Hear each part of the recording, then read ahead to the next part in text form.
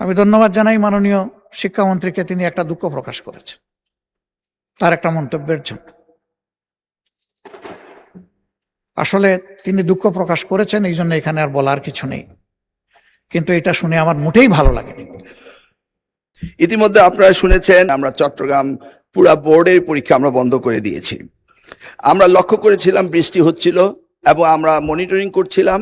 সেই সাথে মনিটরিংয়ের সময় আমরা 64টি জেলার এসপি এবং 8টি বিভাগীয় কমিশনার এবং প্রত্যেকটি বোর্ডের চেয়ারম্যান, ইওনো সকলের সাথে আমরা কথা বলেছি এবং ওয়েদারম্যান আমরা ব্রডকাস্টিংয়ের জন্য তাদের সাথেও কথা বলেছি।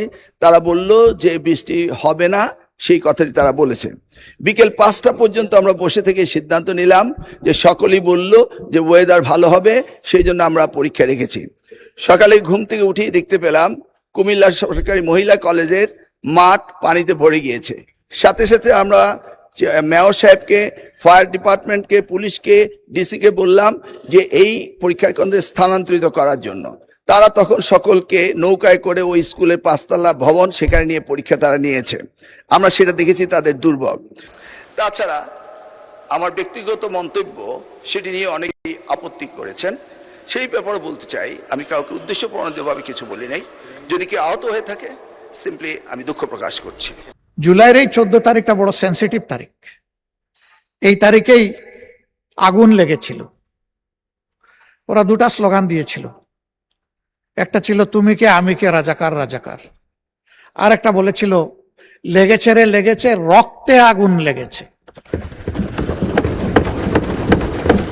এই সময়টা আমি দায়িত্বশীল সমস্ত নেতৃবৃন্দ, বিরোধী দল সহ সরকারি দল সহ আমি অনুরোধ করব, ভেরি ভেরি কেয়ারফুল।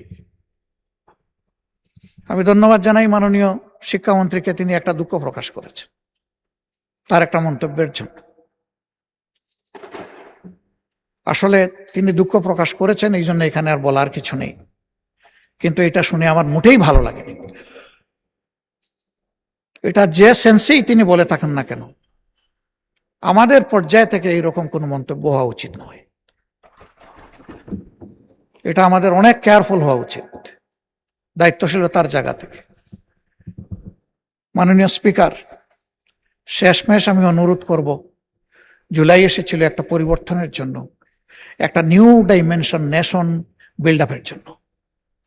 এর জন্যই কনসেনসাস পরিষদে দীর্ঘ আলোচনা করে কিছু রিকমেন্ডেশন তৈরি করা হয়েছিল। এই জন্যই একটা গণভোট অনুষ্ঠিত হয়েছিল।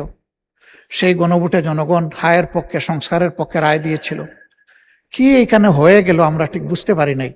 বারবার বলা হচ্ছে এখানে প্রতারণা করা হয়েছে। কে করলো? এই ডায়ালগে তো সবাই।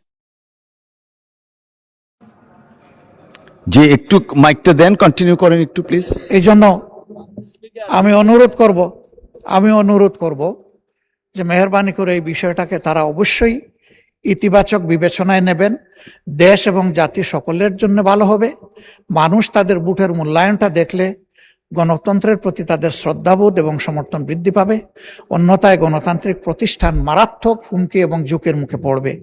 মাননীয় স্পিকার, আপনাকে ধন্যবাদ আমাকে দুইবার সময় বাড়িয়ে কথা বলার সুযোগ দেওয়ার জন্য। আসসালামু আলাইকুম রহমতুল্লাহ।